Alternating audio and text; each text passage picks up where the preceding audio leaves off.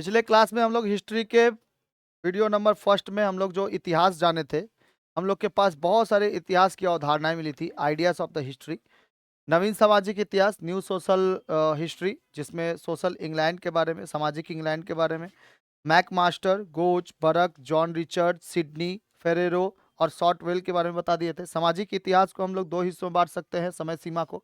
एक 1960 तक मानी जाती है समय सीमा, और एक दूसरी समय सीमा नवीन सामाजिक इतिहास जो 1960 के बाद की मानी जाती है। 1970 और 80 के दशक में सबसे तेज तरीके से ये फैली हुई थी। खेल कूद के इतिहास में भी मिलता है हम लोग को, साथ साथ भोजन की आदतों का भी इतिहास मिलता है। भोजन की आदत कब से आया है? पूरा पाषाण काल से ही है, ठीक है। जिस समय मानव क्या खाता था? कच्चा मांस और गुफाओं में रहता था। उसके साथ साथ निष्पादित कलाओं के बारे में हम लोग जानते हैं, संगीत, नृत्य, नाटक, चलचित्र, ये सभी थे, ठीक है। इसमें क्या क्या था भाई? रॉक, बेस, कंठ, ये सब था ना। और नृत्य शास्त्र में क्या क्या थे? नृत्य शास्त्र में अरे मोहिनी अट्टम, भरतनाट्यम, छऊ वगैरह, ठीक है, तमाशा, ये सब क्या थे? नृत्य थे। हॉलीवुड एंड बॉलीवुड की भी जानकारी हम लोग को मिलती है। वस्त्र इतिहास में भी हम लोग जाने थे, अधो वस्त्र जिसको कहते हैं, ऊन और कपास का कपड़ा बुनकर ये लोग पहनते थे। साथ साथ यातायात का भी इतिहास हम लोग जाने थे, जिसमें हम लोग का जॉर्ज स्टीफेंसन रेलवे इंजन का आविष्कार, राइट ब्रदर्स एरोप्लेन का आविष्कार, ग्राहम बेल किसका आविष्कार? हाँ? टेलीफोन का आविष्कार, ये सब किए हुए थे। पहली रेल जो चली थी वो 1853 में चली थी। कहाँ से कहाँ तक? मुंबई से लेकर थाने तक चली थी। दूसरी जो रेलवे चली थी वो कहाँ से? 1854। 1854 में कब, कहाँ? हाँ, हावड़ा से लेकर रानीगंज तक, यहाँ तक चला था। राइट ब्रदर्स ने, आरविल राइट और वीरबल राइट। उसके बाद चित्रकारी में भी हम लोग को जानकारी मिलती है। मोनालिसा का चित्र, लास्ट सपर, किसके द्वारा? लियोनार्डो दा विंसी के द्वारा बनाया गया चित्र। उसके साथ वास्तुकला का, जिसमें विक्टोरिया मेमोरियल, दीवाने आम, दीवाने खास, जामा मस्जिद, उसके बाद हो गया लाल किला, ताजमहल, ये सब है ना सब। कुंभ का मेला बताए थे 4 जगहों पे लगता है, याद है कहाँ कहाँ पे लगता है? हाँ, हरिद्वार, उज्जैन, नासिक और एगो प्रयागराज। हरिद्वार, उज्जैन, नासिक और प्रयागराज, यहाँ पर कुंभ मेला लगता है, महाकुंभ का मेला लगता है, ये भी याद करवाए थे। सैनिक इतिहास भी मिलता है और शहरी इतिहास भी मिलता है। वातावरण का भी इतिहास पिछले क्लास में हम बता दिए थे। विज्ञान, तकनीकी, औषधि के बारे में भी बता दिए थे। थॉमस कुन्हो और विज्ञान और तकनीकी के पहलुओं के बारे में बताए थे। 1960 के दशक में थॉमस कुन्हो बहुत ज्यादा फेमस हुए थे। उसके साथ साथ आज हम लोग को देखना है नारियों का इतिहास। किसका इतिहास बाबू? नारियों का इतिहास भी देखते हैं, ठीक है। अगला टॉपिक कौन सा होगा? नारियों का इतिहास। नारियों का इतिहास, history of the woman, history of woman या वुमेन्स हिस्ट्री, नारियों का इतिहास। देखा जाए, सभी कोई रेडी है? नारियों का इतिहास देखिए, इसमें क्या बताता है कि नारियों के इतिहास में, अंतर्गत इतिहास में नारियों की भूमिका का अध्ययन किया जाता है। इसमें इतिहास में नारियों के अधिकार, समाज में उनकी स्थिति एवं राजनीति में उनके अवदानों का वर्णन किया जाता है। जैसे उर्मिला देवी, बेगम हजरत महल, ठीक है, एनी बेसेंट, ये लोग क्या है? नारियां है, सबसे फेमस फेमस। और पंडिता रमाबाई, ठीक है, ये लोग का एजुकेशन में इतिहास बहुत ज़्यादा है, बहुत आगे तक है। इसमें प्राचीन काल में सभ्यता के निर्माण में नारियों का योगदान बहुत ज़्यादा है। पढ़ाई लिखाई को लेकर, जैसे शकुंतला देवी, आप लोग को बताए थे, स्त्री शिक्षा विरोधी कुर्तकों का खंडन में शकुंतला देवी के बारे में बताया गया कि उन लोग पहले ही से पढ़ी लिखी है। उन्होंने किसके छक्के छुड़ा दिए थे? हाँ, एक ऋषि के ना। किसके? भुला गए तब तक? अब ये 9 क्लास पास होके आए नहीं, फिर भुला गए तब तक? हाँ? प्राचीन काल में सभ्यता के निर्माण में नारियों का योगदान रहा है। समाज में उनकी स्थिति, उनकी मर्यादा, प्रतिष्ठा इत्यादि का उल्लेख मिलता है। विदेशी आक्रमणों के पश्चात किसी प्रकार के भारत में नारियों की दशा में अवनति हुई है, इसका भी अध्ययन इसमें हम लोग को मिलता है। जैसे 1971 में, 1971, जब हम लोग के भारत पे क्या हुआ था? आक्रमण हुआ था 3 जगहों से। कहाँ कहाँ से? तो थल से भी, तो वायु से भी और जल से भी। थल, वायु और जल। इसमें जो था, इसमें थल सेना कहाँ पर? थल सेना कहाँ पर थी? ये आपका अजमेर के पास, अजमेर बोल रहे हैं, राजस्थान के पास, ठीक है, राजस्थान के पास। वायु जो था, ये वायु सेना कहाँ पर थी? वायु सेना पे कहाँ कहाँ पर आक्रमण हुआ था? ये राजस्थान में थल सेना के द्वारा आक्रमण हुआ था, पाकिस्तान के थल सेना के द्वारा। और पाकिस्तान के वायु सेना के द्वारा आक्रमण हुआ था भुज पर, गुजरात के भुज पर। और जल सेना के द्वारा आक्रमण हुआ था आपका कहाँ पर? हिंद महासागर में, ठीक है। तो वहां से ये लोग कहाँ पे आना चाहते थे? बांग्लादेश में आना चाहते थे 1971 में। तो इस समय वायुसेना जो थी ना, वायुसेना का सभी रडार और वायुसेना का जितने भी, जब कभी भी जो फाइटर प्लेन होता है या फिर कोई भी प्लेन, उसके लिए रनवे की जरूरत होती है। तो रनवे वाला पूरा हिस्सा क्या हो चुका था, टूट चुका था। तो ये तोड़-तोड़ के ये लोग क्या कर दिया था ना, यहाँ पे गड्ढे-गड्ढे बना दिए थे। कौन? पाकिस्तानी सेना लोग, पाकिस्तानी वायुसेना यहाँ पे पूरा गड्ढा-गड्ढा बना दिया था। अब इसको भरने के लिए उतनी आर्मी नहीं थी उस समय कि इसको पूरा भर दिया जाए एक ही दिन में। अब लड़ाई के लिए तो भाई लड़ाकू विमानों को तो रनवे की ज़रूरत होगी और इन गड्ढों से कैसे पार करके जाएगी? बिना रनवे के कैसे उड़ सकेगी? उड़ ही नहीं पाएगी। इसकी वजह से रनवे को भरने के लिए, बहुत जल्दी भरने के लिए वहाँ के जितने भी गाँव के लोग थे, चाहे महिला हो, चाहे बच्चे हो, चाहे बूढ़े हो, सब के सब एक महिला के कहने पर ही सब कोई चले आए। एक महिला थी जो अपने कुछ बच्चों को ले आकर बच्चों से ईंटें फेंकवाती थी। ईंटें फेंकवाएगी उसके बाद ही ना उसका रिनोवेशन हो पाएगा और वो लोग पूरा बम गिरा के गया था जिसकी वजह से यहाँ पे गड्ढे-गड्ढे बन चुके थे। अब वो महिला पूरा गाँव में जाके बोल देती है कि हमारी सेना को हमारी ज़रूरत है। हमारी सेना को हमारी ज़रूरत है, जिसकी वजह से क्या गाँव के लोग हमारी सेना का मदद नहीं कर सकते हैं? तो वो लोग बोले क्यों नहीं कर सकते हैं? सारी महिलाएँ, सब महिला, बच्चा जो छोटा-छोटा ईंटा लेके नन्हे-नन्हे हाथों से ले आकर इसमें ईंटा फेंकते थे पहले। ईंटा फेंकेंगे तभी ना भराट होगा पूरा, तो उसको पूरा भरा गया महिलाओं के द्वारा भी और बच्चों के द्वारा भी, तब जाके ये वाला पूरा का पूरा एक रनवे तैयार हुआ। उसके बाद मार के गिराया गया पाकिस्तान के जहाज़ों को। ठीक है? तो इसमें नारियों का भी बहुत ज़्यादा योगदान है। इसको सबसे पहले कौन आया था बचाने के लिए? इसको मतलब रिनोवेशन कराने के लिए कौन आया था? एक नारी ही आई थी। ठीक है? तो नारियों का बहुत ज़्यादा इतिहास है हम लोग के पास। शकुंतला देवी का भी बहुत बड़ा इतिहास है। साथ-साथ यहाँ पे पंडिता रमाबाई का भी बहुत बड़ा इतिहास है, जिन्होंने नारियों को भी पढ़ने के लिए बहुत ज़्यादा स्कूल और कॉलेजेस खुलवाने के लिए बहुत ज़्यादा योगदान दिए। ठीक है? उर्मिला देवी नारी कर्म मंदिर की स्थापना किया था उर्मिला देवी ने। और भी बहुत सारे हैं। कस्तूरबा गांधी नमक आंदोलन में सबसे ज़्यादा योगदान शांति थी नमक आंदोलन का, जब 1930 में नमक आंदोलन हुआ था। ठीक है, आगे आएगा पढ़ाएंगे इसके बारे में। तो नारियों का इतिहास सर्वतोमुखी विकास को समर्थन देता है। 19वीं शताब्दी के उत्तरार्ध में नारियों की दशा सुधारने के लिए अंतर्राष्ट्रीय अधिकारों की मांग की गई। इसको लेकर बहुत ही ज़्यादा फेमिनिस्ट मूवमेंट के नाम से ये जाना जाता है। किस नाम से? Feminist movement. अंतर्राष्ट्रीय अधिकारों को भी मांग में नारियों की सहायता और नारियों को भी एक रूप से देखा जाए, इसके लिए एक मूवमेंट चलाया गया जिसका नाम था, कौन सा मूवमेंट? फेमिनिस्ट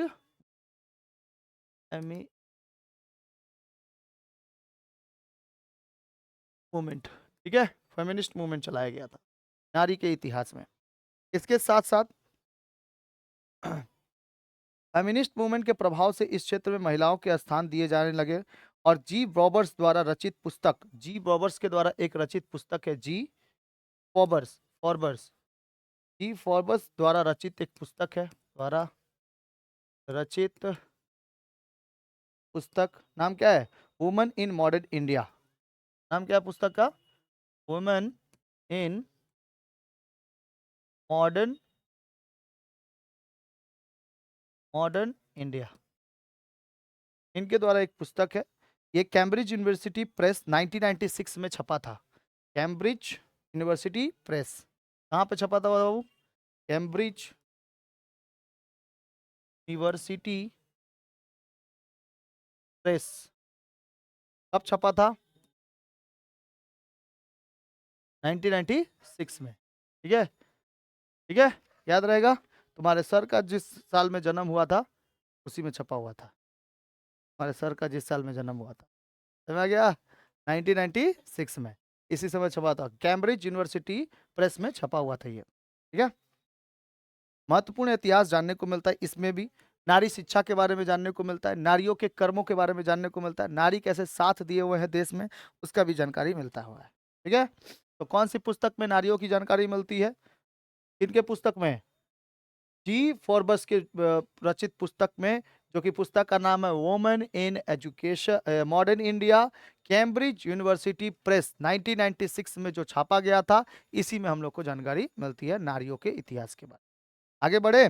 आधुनिक भारतीय इतिहास के संबंध में स्रोतों के व्यवहार और तरीके क्या है? तो इसमें चाहे प्राचीन काल का इतिहास हो या मध्यकाल का, आधुनिक काल का इतिहास हो, ये सभी इतिहास हम लोग रिपोर्ट, आख्यान, पुलिस के पत्रों, खुफिया जानकारी एवं सरकारी अधिकारी वर्ग इत्यादि, आत्मजीवनी, स्मृति ग्रंथ, पत्राचार, पत्रिका एवं समाचार पत्र से जान सकते हैं हम लोग। हम लोग अपने इतिहास को इन सब सारी चीज़ों से जान सकते हैं, जैसे पुलिसों का पत्र, जीवन स्मृति, आत्मस्मृति, ठीक है। उसके बाद समाचार पत्र, पत्रिका, पत्राचार, स्मृति ग्रंथ, आत्मजीवनी जिसको ऑटोबायोग्राफी कहते हैं। जैसे विपिन चंद्र पाल का 70 वस्त्र, इससे भी जानकारी मिल जाती है हम लोग को हिस्ट्री का। उसके साथ साथ रविन्द्रनाथ टैगोर का जीवन स्मृति, ये सब उनकी पुस्तकें है, आत्मजीवनी है, जिन्होंने अपने बारे में बताया है। आत्मजीवनी, ऑटोबायोग्राफी का मतलब क्या होता है?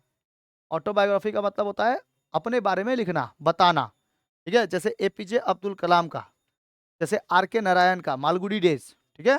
उसके बाद एपीजे अब्दुल कलाम की अपनी ऑटोबायोग्राफी, समझ आया कि नहीं आया? तो ये सब क्या है, अपनी अपनी ऑटोबायोग्राफी लिखे हुए हैं बड़े बड़े महान महान लोग, जिसमें से रविन्द्रनाथ टैगोर की जीवन स्मृति है, विपिन चंद्रपाल की 70 वस्त्र है, और जीवनेर झाड़ापाता सरला देवी चौधरानी का, ये सब क्या है, ऑटोबायोग्राफी है।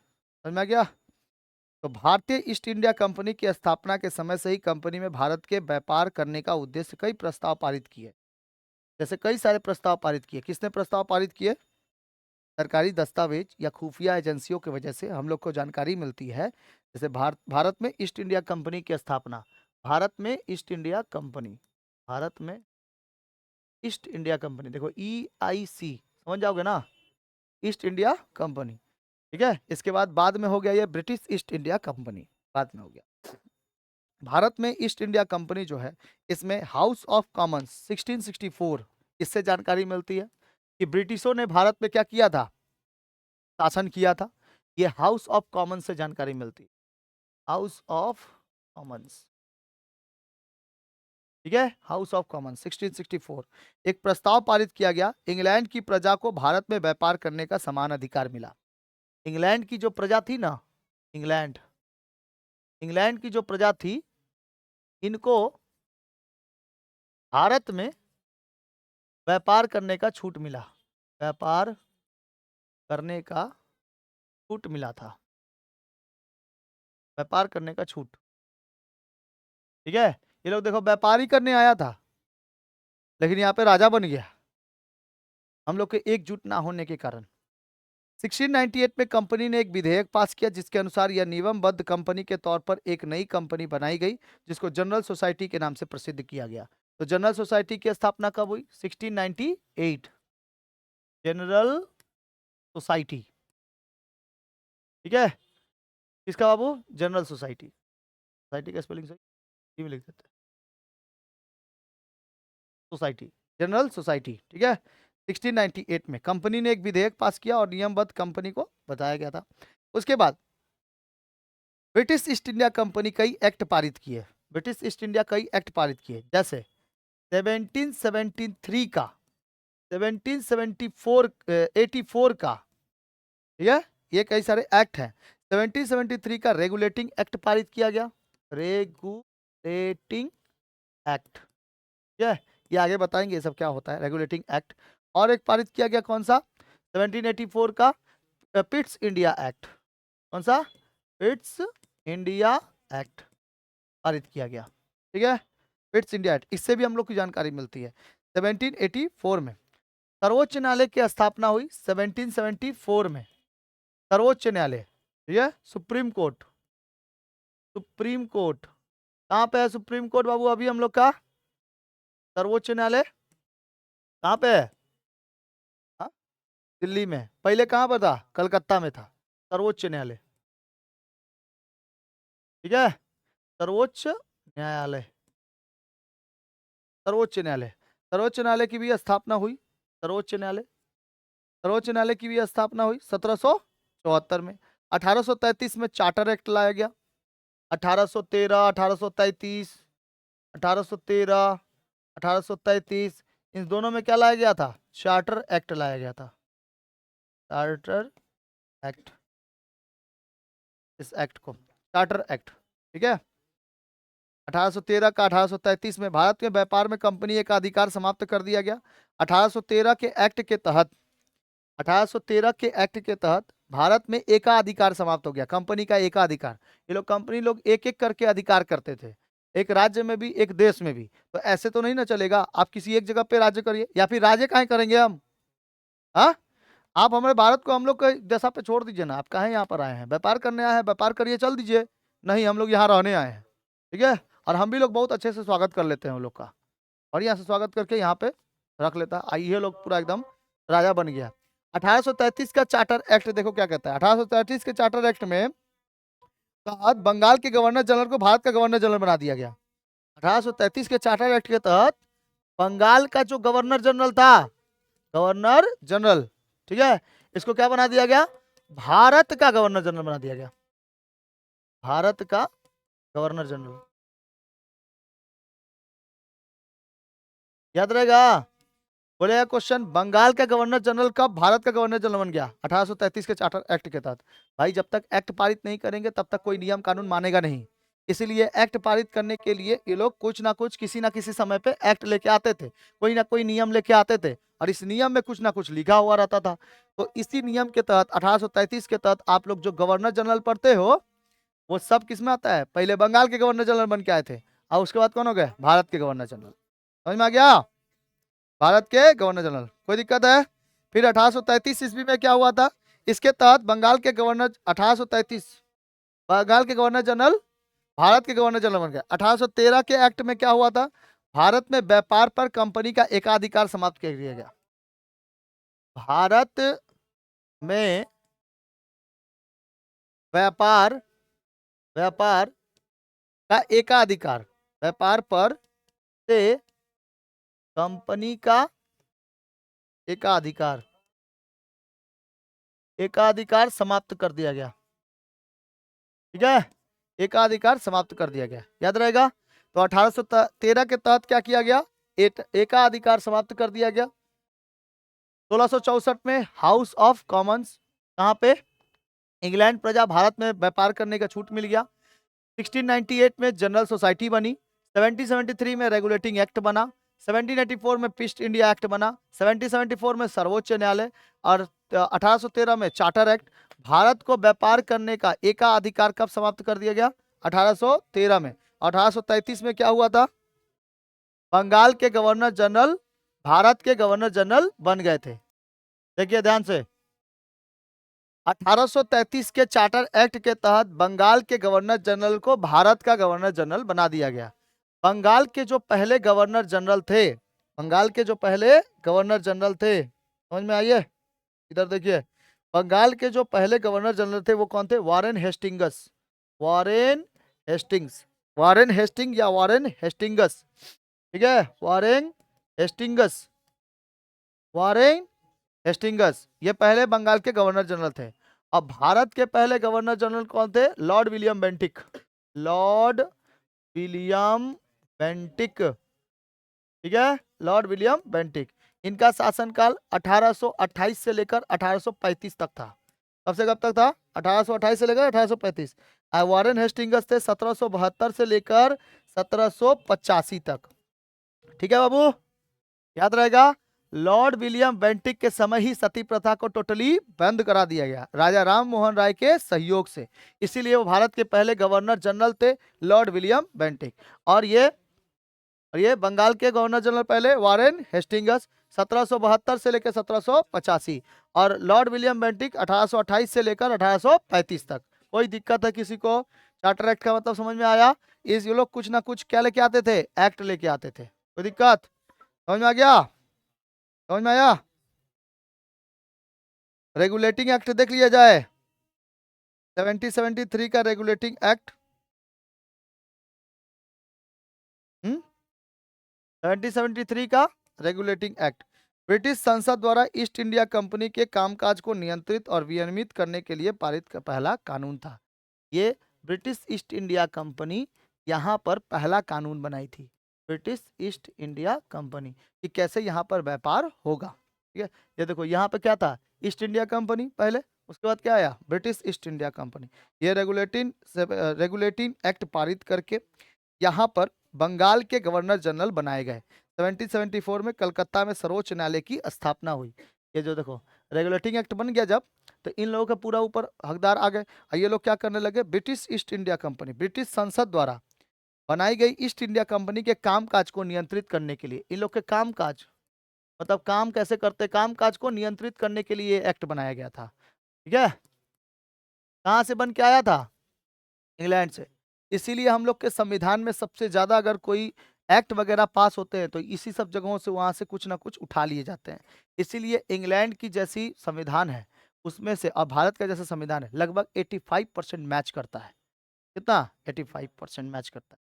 समझ में आ गया? तो ये रेगुलेटिंग एक्ट था। पिट्स इंडिया एक्ट, देखो ये वाला समझ में आ गया? रेगुलेटिंग एक्ट, इसमें क्या था? ब्रिटिश ईस्ट इंडिया कंपनी कामकाज को नियंत्रित करने के लिए ये एक्ट लेके आया था। और इसी समय 1774 में सर्वोच्च न्यायालय का भी क्या हुआ था? स्थापना हो चुका था। ठीक है, बंगाल के गवर्नर जनरल भी बन के आए थे, सर्वोच्च न्यायालय का भी स्थापना हो चुका था। और किसको देख लेते हैं?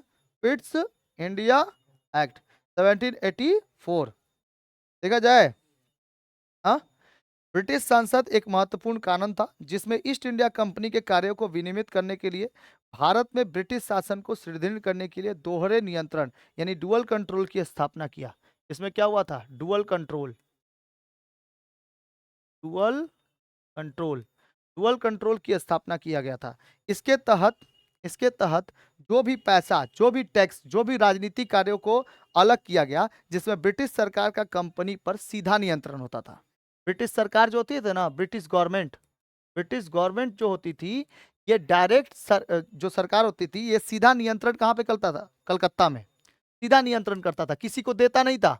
देखो इसमें कामकाज को नियंत्रित किया ना, तो इसमें गवर्नर जनरल को बुला के लेके आया था।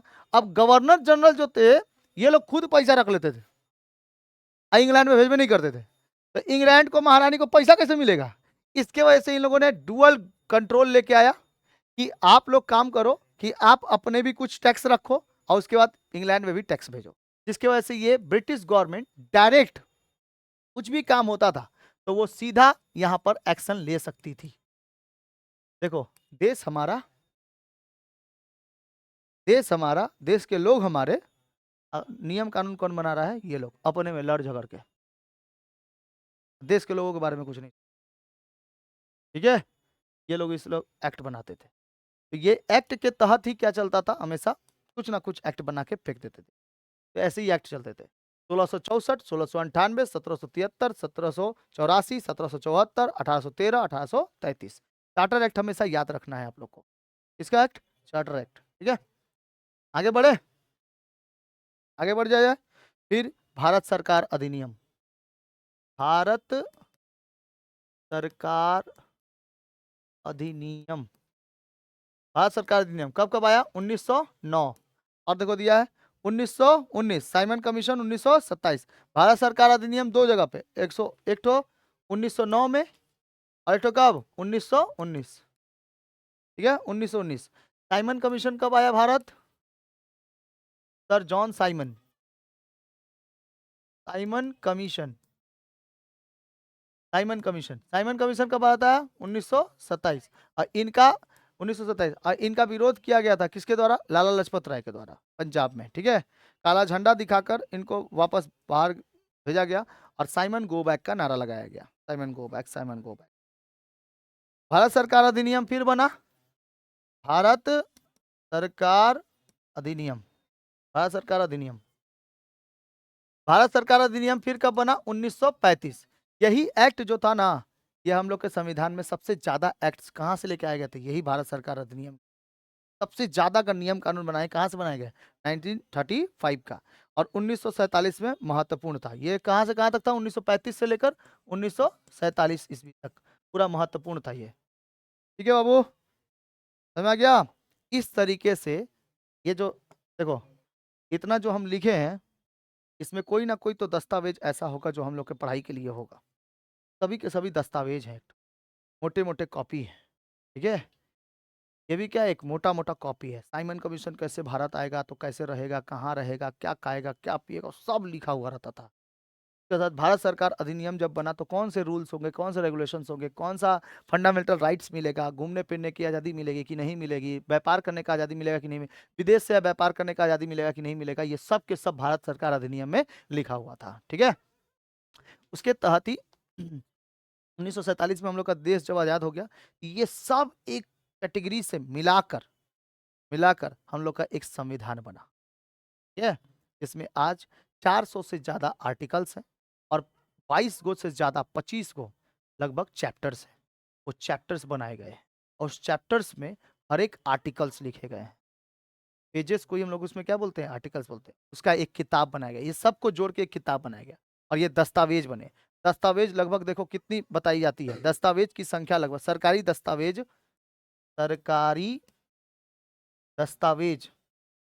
सरकारी दस्तावेज की जो संख्या बताई जाती है वो 1,75,000 बताई जाती है, 1,75,000 बताई जाती है। इसके अंतर्गत सरकारी प्रशासन, पंजीकृत पत्र, हस्तलिखित पत्र, फोटोग्राफ्स, मुद्रित नक्शे, निजी पत्र, ये सब शामिल है। ये 1,75,000 जो दस्तावेज है, दस्तावेज मतलब समझते हो, एक किताब, एक बुक, ये जो सरकारी दस्तावेज है, गवर्नमेंट जो टिप है, ये दस्तावेज है, ये इसमें क्या क्या जानकारी मिलती है? कोई कोई पत्र के द्वारा लिखा हुआ जानकारी है, कोई कोई पंजीकृत द्वारा, रजिस्ट्रेशन के द्वारा, सरकारी सरकारी प्रकाशन, सरकारी प्रकाशन, उसके साथ साथ क्या चीज, पंजीकृत पत्र, पंजीकृत पत्र, और क्या चीज बाबू, हस्तलिखित पत्र। हस्त मतलब क्या होता है, हाथों के द्वारा लिखी हुआ, हस्तलिखित पत्र। जैसे आपको हम बताएं, पिता का पत्र पुत्री के नाम, ठीक है, 30 पन्नों का संग्रह है जो कि जवाहरलाल नेहरू ने अपनी बेटी इंदिरा गांधी को लिखा था, इलाहाबाद से। कहां से लिखा था, इलाहाबाद से। तो देखो ये हस्तलिखित एक क्या है, पत्र है। इसकी भी जानकारी मिल जाती है कि इलाहाबाद में जेल में भर्ती थे कौन, जेल में बंद थे कौन, जवाहरलाल नेहरू, ठीक है। उसके साथ साथ कौन और भाई, फोटोग्राफ्स, फोटोग्राफ्स, गांधी जी का फोटोग्राफ मारिएगा अभी भी आ जाएगा, हंसते हुए गांधी जी, रोते हुए रहेंगे तो पैसा बीत जाएगा। फोटोग्राफ, फोटोग्राफ, फोटोग्राफ से भी जानकारी मिल जाती है, ठीक है, फोटोग्राफ से जानकारी। मुद्रित नक्शे मिल जाते हैं, निजी पत्र कोई मिल जाता है, निजी पत्र, निजी पत्र, कोई कोई अपना निजी निजी पत्र लिखा हुआ है, उससे भी दस्तावेज से जानकारी मिल जाती है। सब है, ये सारे ब्रिटिश लाइब्रेरी में संग्रहित है। कहाँ पे, ब्रिटिश लाइब्रेरी, आज भी है ये ब्रिटिश लाइब्रेरी में, अभी भी रखा हुआ है सब, फोटोग्राफ्स वगैरह रखे हुए हैं इंग्लैंड में। ईस्ट इंडिया कंपनी 1600 से लेकर 1858 तक, वोट कंट्रोल 1784 से लेकर 1858 तक, भारत कार्यालय 1858 से लेकर 1947, वर्मा कार्यालय 1973 से लेकर 1948 से प्राप्त हुए हैं। ये जो भी जानकारियां हैं, वह बाबू सुनो, ये अभी तक हम जितनी भी ये जानकारियां लिखे हैं कि ये सब होते क्या है, जैसे हम बताएं आपको, ब्रिटिश ईस्ट इंडिया कंपनी का कामकाज को नियंत्रण किस रेगुलेटिंग एक्ट, किस एक्ट के तहत, 1773 का रेगुलेटिंग एक्ट। ये जो दस्तावेज मिला है वो कहीं ना किसी पत्र में लिखा होगा, तो वो पत्र में कब कब लिखा हुआ है और कहाँ कहाँ लिखा गया है। ईस्ट इंडिया कंपनी, कौन सी company, East East India company जो है, ये कब से कब तक बाबू, ये था 1600 से लेकर 1858 का, इसमें जानकारी मिल जाएगा इन लोग के दस्तावेज में, ठीक है। ईस्ट इंडिया कंपनी के 1600 से लेकर 1858 तक का जो क्रांति हुआ था, वहां तक की जानकारी कहां से मिल जाएगी, ईस्ट इंडिया कंपनी से मिल जाएगी, ईस्ट इंडिया कंपनी से मिल जाएगी, समझ आ गया, ईस्ट इंडिया कंपनी से। और बोर्ड ऑफ कंट्रोल के द्वारा, board of control, board of control, board of control, board of control में कहां से कहां तक बताओ तो, 1784 से लेकर 1858 तक की जानकारी मिल जाएगी, 1858, ठीक है, 1858 की जानकारी मिल जाएगी। अच्छा, और भारत कार्यालय से, भारत के कार्यालय से, भारत के कार्यालय से कहां तक, 1858 से लेकर 1947, देश की आजादी तक इसमें जानकारी मिल जाएगी, भारत के कार्यालय से जानकारी मिल जाएगी। और एगो है वर्मा कार्यालय, है ना, वर्मा कार्यालय, वर्मा कार्यालय से कहां तक, 1937 से लेकर 1948 ईस्वी तक की जानकारी यहां से मिल जाएगी। ये चार गो चीजें आप लोग को याद रखना है, ठीक है, ये चार गो। ईस्ट इंडिया कंपनी से जानकारी 1600 से लेकर 1858 तक की जानकारी मिल जाएगी।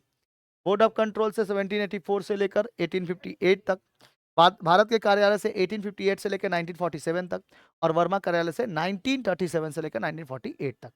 ये जानकारियां हम लोगों को इस जगह से, चारों जगहों से, दस्तावेज से प्राप्त हुई है, ये वाला जानकारी इन दस्तावेज से। अगर आप पूरा का पूरा ब्रिटिश ईस्ट इंडिया कंपनी का पूरा इतिहास देखोगे तो 1600 से लेकर 1948 तक में खत्म है, सिमट जाएगा। हो जाएगा कि नहीं? 1600 में आए थे, 1947 में गए, और 48 में हम लोग का संविधान, 46 में बनना तैयार हुआ था, और 49 में हम लोग का संविधान बन के तैयार, और 50 में लागू, 26 जनवरी 1950 को लागू। तो इन लोग का इतिहास कहाँ तक मिलता है? 48 तक मिलता है। 47 में भाई आजाद हो गए हम लोग, तो इसका मतलब ऐसा थोड़ी है कि संगे संग आजाद हुए तो संगे संग चल गया यहाँ से। बैग वो गुछाने में यहाँ से टाइम तो लगेगा ना भाई, लगेगा कि नहीं? चलो यहाँ से चनाचूर, हाँ चनाचूर मुड़ी देख, ये ट्रेन ट्रेवल करने जा रही है, कहा था ही कहीं। हाँ, ट्रेन से जाएंगे इंग्लैंड, एरोप्लेन से नहीं जाएंगे, एरोप्लेन में मुड़ी उड़ी चनाचूर लेके जाएगा। अच्छा, कैसा अजीब टाइप का लगेगा ना अगर प्लेन में गए और उधर पे मुड़ी उड़ी निकाला, तो मुड़ी चॉप निकालिए, इधर से एकदम मारते मारते चलते हैं। हाँ, मुड़ी चॉप चनाचूर प्याज उसी में काट कूट के एकदम बढ़िया से, नहीं ले जाने देता है। प्लेन में ही सब लेके जाएंगे, तो ट्रेन बनाए हैं। अच्छा, ट्रेन में तो एगो देखे थे औरत, एगो ये लेके गई थी, क्या कहते हैं उसको, सिलेंडर, और उसी में खाना बना रही थी, मैगी वैगी टाइप का बना के लेके जा रही थी खाने के लिए। बताओ, ऐसे ऐसे भी है कई सारे पैसेंजर्स।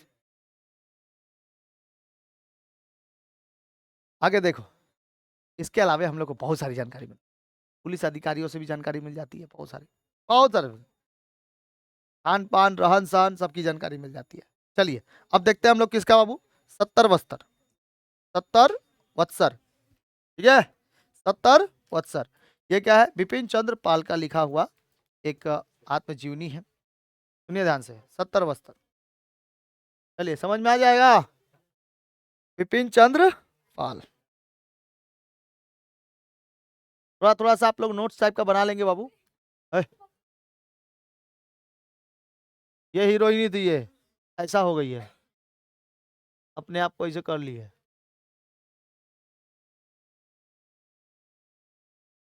ये भगवान के द्वारा बनाया गया है, ये गॉड मेड हर, ये खुद अपने से बनी है। अच्छा, क्या नाम है, क्या नाम है, क्या नाम है? बिपिन चंद्र,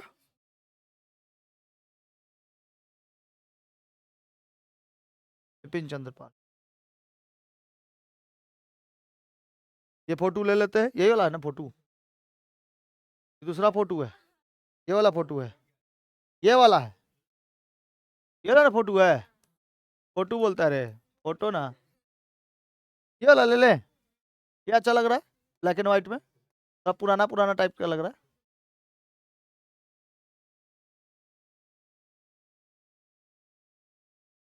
बिपिन चंद्र पाल। अब तुम लोग तो फोटो नहीं लगा पाएगा, खाली लिख पाएगा यहाँ पे। 70, इनका बताओ आत्मजीवनी का नाम क्या है? 70 वत्सर, 70 वत्सर, ठीक है। इनके आत्मजीवनी का नाम, इनका नाम क्या है? विपिन, विपिन चंद्र पाल, विपिन चंद्र पाल। उत्सुक है सभी कोई? एकदम उत्सुक है। विपिन चंद्र पाल, देखिए 70 वस्तर लेखक विपिन चंद्र पाल है। 70 वस्तर के लेखक कौन है बाबू? लेखक कौन है? लेखक, लेखक, लेखक कौन है? विपिन चंद्र पाल। देखिए यहां से लेखक विपिन चंद्र पाल, ठीक है। ये इनकी इनकी पुस्तक का जो प्रकाशन हुआ था, ये पुस्तक का जो प्रकाशन हुआ था, पुस्तक का प्रकाशन, पुस्तक का जो प्रकाशन हुआ था, देखो तो कब हुआ था? 1954 ईस्वी में हुआ था। कब हुआ था? ठीक है, 1858 से लेकर 1880 तक की अवधि को कवर करने वाली अपनी आत्मकथा 70 वस्तर एक अधूरी रचना है। ये कैसी रचना है बाबू? एक अधूरी रचना है, एक अधूरी रचना, पूरा नहीं है, अधूरी रचना है। कब से कब तक का जानकारी मिलता है बाबू?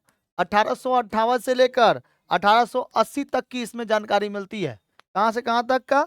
1858 से लेकर 1880 तक की जानकारी इसमें मिलती है। कोई दिक्कत है? इस इस पुस्तक में उन्होंने अपने जीवन के उन महत्वपूर्ण तथ्यों का वर्णन किया है जिसके द्वारा हमें उनके स्वभाव, सिद्धांत एवं अंग्रेजी शासन के विरुद्ध उनके कार्यों का पता चलता है। इस पुस्तक से हमें क्या क्या पता चलता है भाई?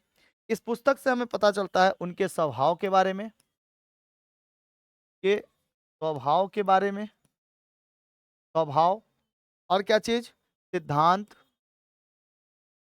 सिद्धांत, और अंग्रेजी शासन के बारे में, अंग्रेजी शासन, अंग्रेजी शासन के बारे में, विरुद्ध, अंग्रेजी शासन के विरुद्ध, विरुद्ध कार्यों के बारे में, कार्यों के बारे में पता चलता है। ठीक है, कार्यों के बारे में पता चलता है। यह पुस्तक करीब कितने पृष्ठों का संग्रह है, कितने पेजेस का बना है? यह पुस्तक 650 पेज का है। कितने पेज का? 650 पेज का। इसमें पुस्तकों में प्रवासी पत्रिका धारावाहिक रूप में प्रकाशित हुई थी। यह प्रकाशित होते समय इसका नाम क्या था? प्रकाशित होते समय, प्रकाशित हुआ तो प्रवासी पत्रिका धारावाहिक रूप से प्रकाशित हुई थी। प्रवासी पत्रिका नहीं दिखाई दे रहा, उधर चल जाना, हर जगह है प्रवासी पत्रिका। प्रवासी पत्रिका में धारावाहिक रूप से प्रकाशित हुई थी।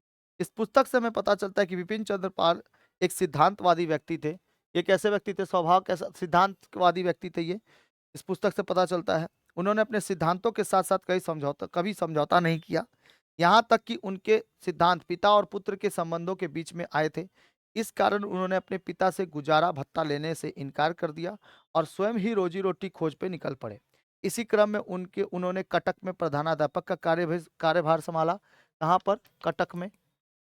इन्होंने कटक में प्रधानाध्यापक, प्रधानाध्यापक,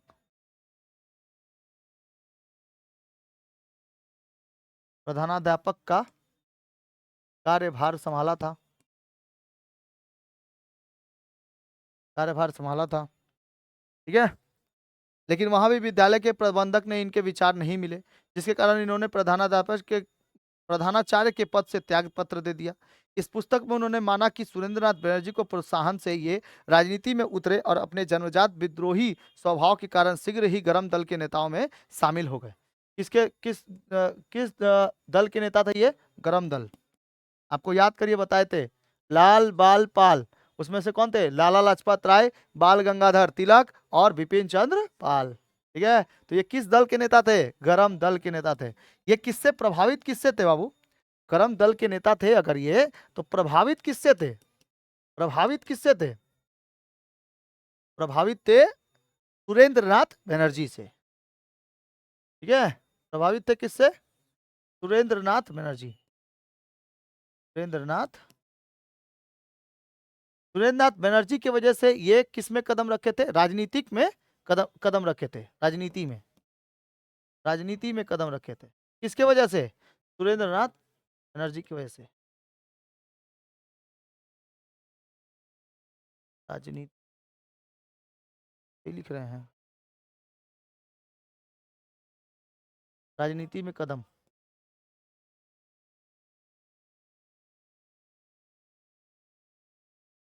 ठीक है, राजनीति में कदम रखे थे। पुस्तक में और किसकी जानकारी मिलती है? इस पुस्तक में जानकारी मिलती है, इस पुस्तक में अंग्रेजों के अत्याचार, शहर ग्रामीण शासन के बारे में, इससे जानकारी ले सकते हैं हम लोग। शहर और, शहर और ग्रामीण शासकों के बारे में इससे जानकारी ले सकते हैं। अंग्रेजी शासन के खिलाफ भारतीय जनता के उद्गार का भी इसमें वर्णन है। यह पुस्तक में ग्रामीण एवं शहरी परिवेश का बड़ा ही रोचक वर्णन किया गया है। ग्रामों के किसानों के ऊपर जमींदारों का अत्याचार और शहरों में मजदूरों के ऊपर पूंजीपति वर्ग का अत्याचार कैसे वर्णन किया गया इसमें है। जमींदारों का अत्याचार किसमें होता था बाबू? ग्रामों में, ग्रामों में किसके ऊपर अत्याचार होगा? किसानों के ऊपर अत्याचार। ठीक है, ग्रामों में किसानों के ऊपर अत्याचार होता था। ठीक है, जो जमींदार होते थे वो लोग करते थे। और पूंजीपति लोग, पूंजीपति जो पैसे वाले होते थे, अत्याचार होता था।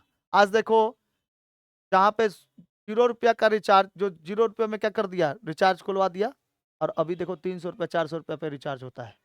है ना, 400 रुपये का रिचार्ज होता है, वो भी 1 महीने के लिए। और जो जितने भी कंपनी हैं, बीएसएनएल वाले हो गए या फिर वोडाफोन हो गया, चाहे जियो हो गया, ये लोग सबका 28 दिन का महीना होता है ये लोग का। वैसे तो कैलेंडर में 30 दिन का ना महीना होता है, 1 महीना। ये लोग का कितना दिन का होता है? 28 दिन का। इधरों से पैसा मार रहा है और पैसा पूरा ले रहा है, ठीक है। अब 5G के नाम पर हम लोग को लूट ले रहा है। पंछी भी मर रहे हैं, कई सारे ऐसे पोल्स वगैरह लगा लगा कर। पोल्स जब लग रहा है ना 5G का, तो उससे रेडिएशन बहुत खतरनाक फैल रहा है, जिसके कारण पंछियां भी मरते जा रहे हैं। तो पूंजीपति लोग, जो पूंजीपति लोग थे, ये किसके ऊपर अत्याचार करते थे? शहरी लोगों के ऊपर। शहरी लोगों के ऊपर अत्याचार होता था। इसकी भी जानकारी कहाँ से मिलती है? सत्तर बस्तर से मिल जाती है, ठीक है। विपिन चंद्र पाल के 70 बस्तर से मिल जाती है। कोई दिक्कत? चलो इसको लिख लो धड़ाक से एकदम। आप लोग स्क्रीनशॉट ले लीजिए ऑनलाइन वाले, खतरनाक से स्क्रीनशॉट ले लीजिए। रविन्द्रनाथ टैगोर जो थे, वो पहले नोबेल पुरस्कार विजेता हैं। 1913 में अंग्रेजों के द्वारा नोबेल पुरस्कार पाए गए थे। नोबेल पुरस्कार पहले विजेता हैं, 1913 में दिया गया था। किस रचना के लिए? गीतांजलि की रचना की। इनकी आत्मकथा का नाम जीवन स्मृति है। रविन्द्रनाथ टैगोर का जन्म बंगाल में हुआ था, ठीक है। और इनमें उन्होंने बताया है अपने जीवन में कि कैसे स्ट्रिक्टनेस से उनका क्या बीता हुआ है, जीवन उनका बीता है। उनके पिताजी बहुत ज़्यादा स्ट्रिक्ट थे। बचपन में अनुशासन के अनुसार से ही उनके द्वारा लिखे गए जन गण मन अमार सोनार बांग्ला और যদি তোর ডাক সেনেও কেউ না শোনে কেউ না আসে তবে একলা চলো রে, ठीक है। उसके बाद আমাদের ছোট নদী চলে বাঁকে বাঁকে आके बाके, ये है ना कहाँ एक पार हो जाए गोरु पार होए गाड़ी, ये सब है ना, बहुत फेमस हुआ था। तो ये सब बहुत फेमस हुआ था। रविन्द्रनाथ टैगोर के द्वारा भारत में एकता और राखी राखी बंधन जैसे मतलब त्योहारों को भी चालू कराया गया था। जब हम लोग का बंगाल विभाजन हो रहा था तब 1905 में, ठीक है, बंगाल विभाजन हो रहा था 1904-5। तो इसमें बंगाल विभाजन जब हो रहा था तो उस समय राखी का त्योहार भी स्टार्ट किए थे। किसने? रविन्द्रनाथ टैगोर ने। तो इनके बारे में आप लोग को छोटा छोटा नोट्स तैयार करके लेके आना है, जैसे हम यहाँ पे नोट्स तैयार किए हैं, ठीक है। समझ में आया? छोटे छोटे नोट्स आप लोग को ये तैयार कर लेना है रविन्द्रनाथ टैगोर के बारे में। कोई दिक्कत? तो जीवन स्मृति से आप लोग का मतलब ऑटोबायोग्राफी से एगो तैयार हो गया 70 बस्तर, एगो तैयार हो जाएगा जीवन स्मृति आपका रविन्द्रनाथ टैगोर का, और सरला देवी चौधरानी का कौन सा? जीवनेर झाड़ा पाता, ठीक है, जीवनेर झाड़ा पाता। ये तीनों के तीनों क्या है? ऑटोबायोग्राफीज है, ठीक है। तो अगले क्लास में आप लोग को हम बता देंगे किसके बारे में? अगले क्लास में बता देंगे आप लोग को रविन्द्रनाथ टैगोर के बारे में। इससे पहले आप लोग को ये नोट्स बना के लेके आना है, ठीक है। आज रहने देते इतना ही। जय हिंद, जय भारत।